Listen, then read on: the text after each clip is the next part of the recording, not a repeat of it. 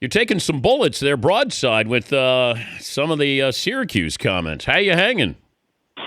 I'm good. What comments specifically? That they didn't belong in the tournament? Well, no. People were just critical that I think you said they hadn't beaten anybody. And, they beat Virginia, whether they deserved to be in or the teams they beat prior to. But after beating Virginia, it looked like you doubled down, and then people started to fire away on social media. No. That's inaccurate. No, what happens is you got a fan base that thinks I got something in for them because I'm the only one that has been kind of straight down the middle fair and pointed out when they're good, and when they're not, they're not. And again, look, their resume was the resume. It wasn't my fault they were 3-8 in the road, lost 5 of their last 6, lost the worst St. John's team maybe ever.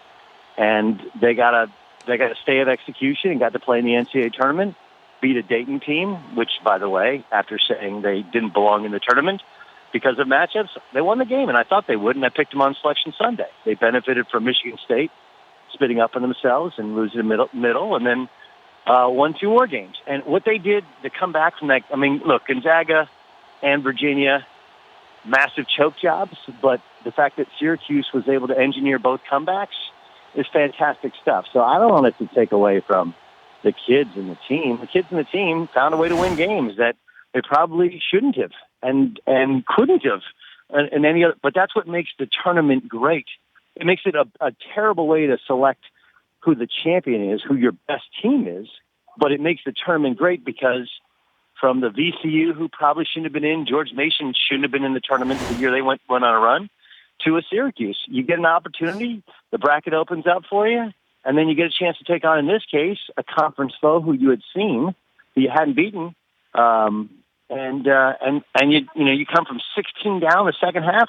That's the epitome of March Madness. So people want to take shots, that's fine, but that's really the problem with people is that they can't appreciate the run because most of the same people actually agreed with me. Even Syracuse fans like, we don't belong in. Had 3 chances to beat Pittsburgh, couldn't beat them once. So they go from hating their own team to finding somebody else to hate. That's just the problem with people, not the problem with my commentary. The Dan Patrick Show, weekday mornings on Audience.